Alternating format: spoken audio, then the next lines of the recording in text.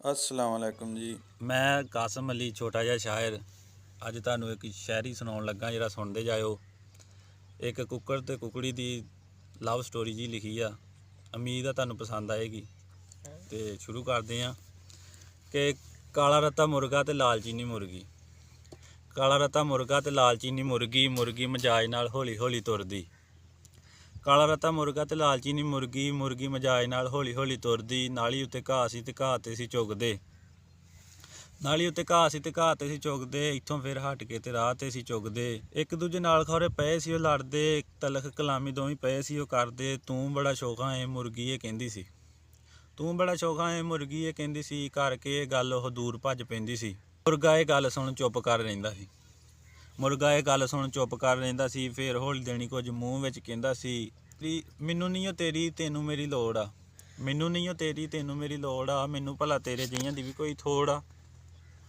15 ਤੋਂ 20 ਇਸ ਗਲੀ ਵਿੱਚ ਰਹਿੰਦੀਆਂ, ਗੱਲਬਾਤ ਚੱਲਦੀ ਆ ਕੋਲ ਮੇਰੇ ਬਹਿੰਦੀਆਂ। ਤੂੰ ਭਲਾ ਦੱਸ ਹਾਂ ਪਿਆਰ ਕੀ ਕਰਦੀ। ਤੂੰ ਭਲਾ ਦੱਸ ਹਾਂ ਪਿਆਰ ਕੀ ਇਹ ਕਰਦੀ। ਦਾਣੇ ਥੋੜ੍ਹੇ ਚੁਗਦੀ ਤੇ ਬਹੁਤਾ ਮੇਰੇ ਨਾਲ ਲੜਦੀ।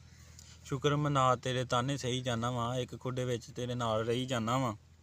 ਸ਼ੁਕਰ ਮਨਾ ਤੇਰੇ ਤਾਨੇ ਸਹੀ ਜਾਂਦਾ ਵਾਂ, ਇੱਕ ਖੁੱਡੇ ਵਿੱਚ ਤੇਰੇ ਨਾਲ ਰਹੀ ਜਾਂਦਾ ਵਾਂ। ਮੀਆਂ ਨੂੰ ਕਵਾਉਣ ਦਾ ਭੋਰਾ ਤੈਨੂੰ ਢੰਗ ਨਹੀਂ, ਚਿੱਟਾ ਚਿੱਟਾ ਲਾਲ ਲਾਲ ਸੋਹਣਾ ਤੇਰਾ ਰੰਗ ਨਹੀਂ। ਸੁਣ ਕੇ ਇਹ ਗੱਲ ਉਹ ਤੈਸ਼ ਵਿੱਚ ਆ ਗਈ। ਸੁਣ ਕੇ ਇਹ ਗੱਲ ਉਹ ਤੈਸ਼ ਵਿੱਚ ਆ ਗਈ। ਕੁਕੜੀ ਉਹ ਭੱਜੀ ਤੇ ਕੁੱਕੜ ਕੋ ਆ ਗਈ। ਸ਼ੁਕਰ ਮਨਾਵਾਂ ਮੈਂ ਇਹ ਤੂੰ ਕਹਿੰਦਾ ਵਾਂ, ਸ਼ੁਕਰ ਮਨਾਵਾਂ ਮੈਂ ਇਹ ਤੂੰ ਕਹਿੰਦਾ ਵਾਂ। ਮੇਰੇ ਕਰਕੇ ਹੀ ਇਸ ਖੁੱਡੇ ਵਿੱਚ ਰਹਿੰਦਾ ਵਾਂ। ਗੱਲ ਨਾ ਮੈਂ ਲੰਮੀ ਨਾ ਮੈਂ ਚੌੜੀ ਬਹੁਤੀ ਕਰਦੀ। ਗੱਲ ਨਾ ਮੈਂ ਲੰਮੀ ਨਾ ਮੈਂ ਚੌੜੀ ਬਹੁਤੀ ਕਰਦੀ। ਤੇਰੀਆਂ ਇਹ ਫੋਕੀਆਂ ਗੱਲਾਂ ਤੋਂ ਨਹੀਂ ਡਰਦੀ। ਛੱਡਣਾ ਤੇ ਛੱਡ ਦੇ ਮੈਨੂੰ ਕਾਹਦਾ ਭਾਰ ਆ। ਵੈਸੇ ਵੀ ਤੇ ਦੁਨੀਆ 'ਚ ਧੋਖੇ ਦਾ ਬਾਜ਼ਾਰ ਆ। ਸੁਣ ਕੇ ਇਹ ਗੱਲ ਕੁੱਕੜ ਨੀਵੀਂ ਜਿਹੀ ਪਾ ਗਿਆ। ਸੀਰੀਅਸ ਕੁੱਕੜੀ ਨੂੰ ਵੇਖ ਘਬਰਾ ਗਿਆ।